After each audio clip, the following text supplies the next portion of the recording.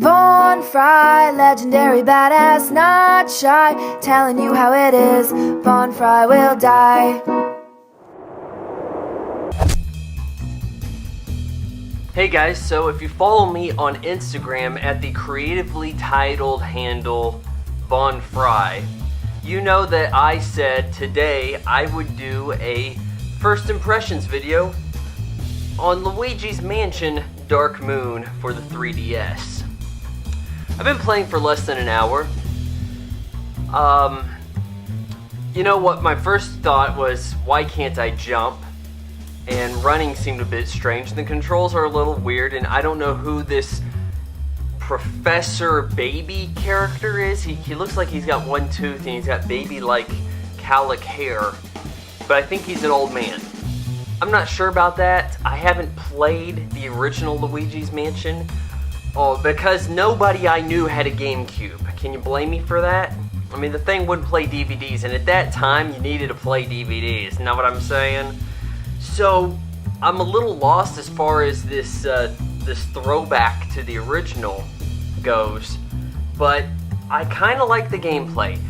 I don't much care for having to hunt for crap, and I know there's coins I need to be looking for. It's like, here's your goal, get 2,000 coins. And I'm like, do I really want to vacuum everything in a room looking for these coins? If there was a telltale sign that, hey, that's a spot to vacuum, sure, but do I need to go through like every blade of grass outside?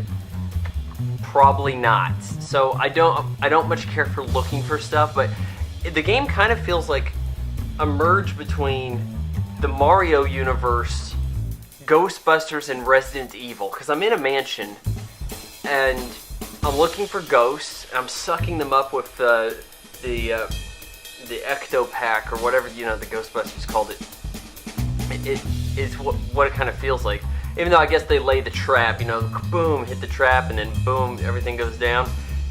Sucking them up into a Dyson vacuum cleaner here. It's okay. I've only busted like maybe half a dozen ghosts, and it's more fun capturing a ghost here than it is taking out any enemy in any recent Mario game, because they've dumbed it down to the point that it's not difficult. So here, you have to blast them first. You have to expose them, hit them with the blast from the light bulb, then suck them up, and you have to kind of fight it. Kind of like some kind of Bassmasters thing. It's almost like you're reeling in a fish. So that's pretty cool.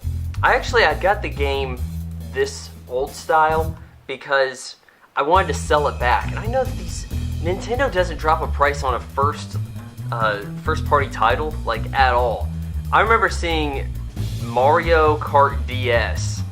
It was still going for like $35-40 or whatever.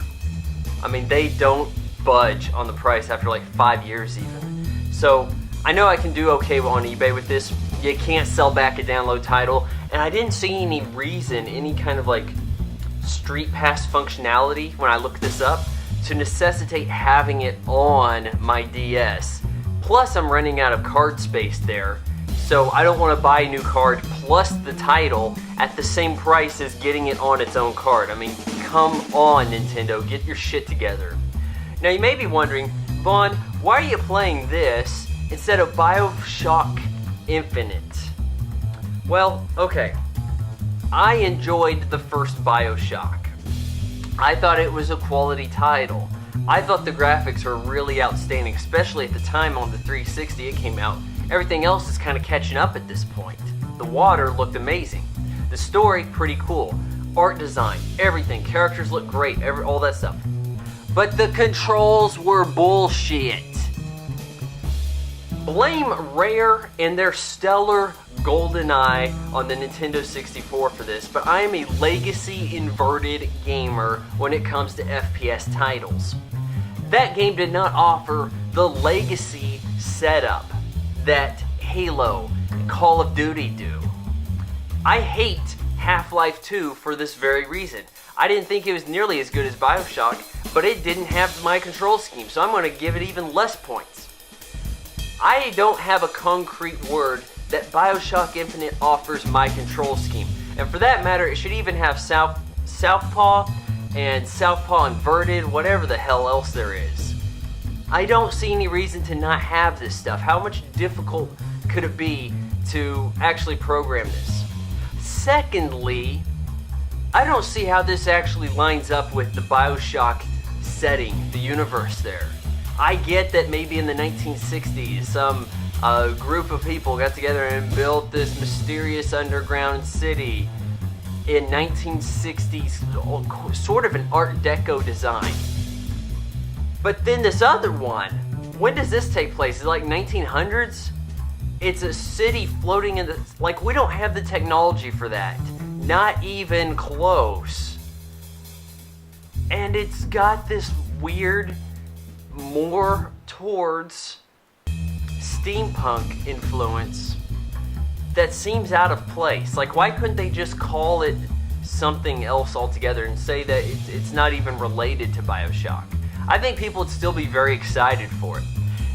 Third and last, your commercial does not feature gameplay footage. New hard line here. Your goddamn commercial doesn't feature actual gameplay footage. I'm not buying your game firsthand. I might pick it up secondhand used on some kind of special sale, buy two get one free.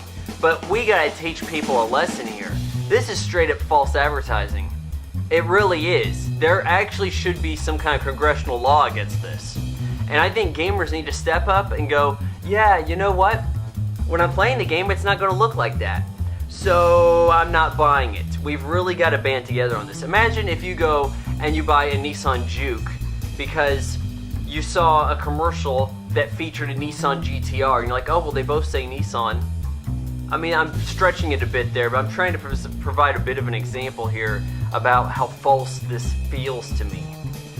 They don't actually look alike, do they? Well, guess what? The gameplay footage and the shit you see in that commercial, I'm sure they don't look alike, not on this console generation.